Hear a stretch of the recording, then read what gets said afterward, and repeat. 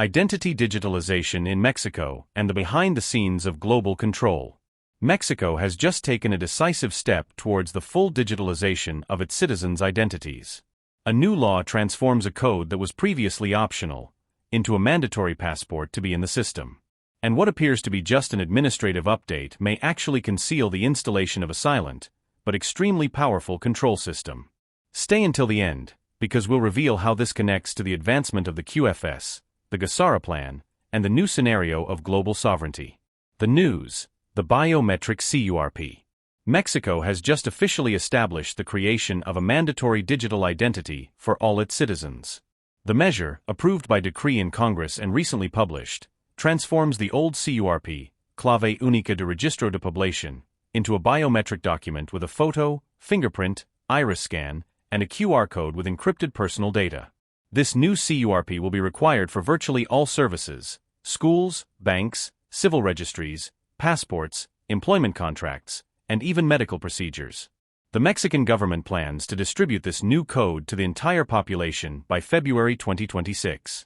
What's more, a unified identity platform will be created that connects this database to all public and eventually private systems. Data collection and opening to other countries. Within 120 days, the collection of biometric data from children and adolescents will also begin as part of a national program.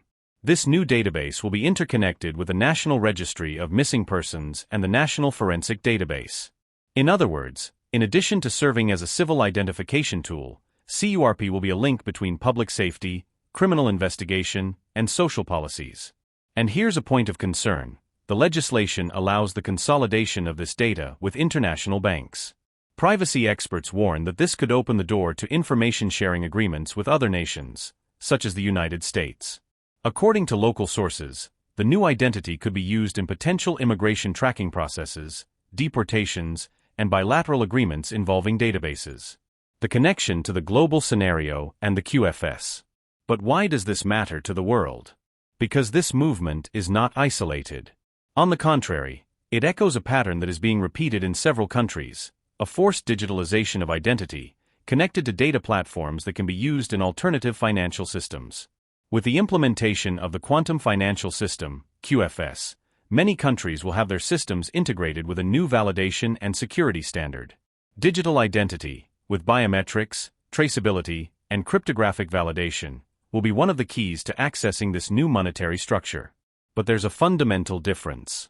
In the original GESARA plan, the use of digital identity was supposed to be voluntary, sovereign, locally encrypted, and with complete individual autonomy. What we see in many governments, however, is the opposite movement: a centralized, opaque system with risks of surveillance and social control. If you've stuck around this far, it's because you're trying to understand what's really at stake. The digitization of identity can be liberating, if it's in the right hands, with the right tools. But it can also become an invisible prison, where you're reduced to a code, a piece of data, a traceable record. Therefore, monitoring these developments is essential. They show where we are, and where the world can go. Especially now, as we face the transition to a new financial order, fairer, more secure, but one that needs to be built with awareness, ethics, and individual sovereignty. Did you enjoy this content?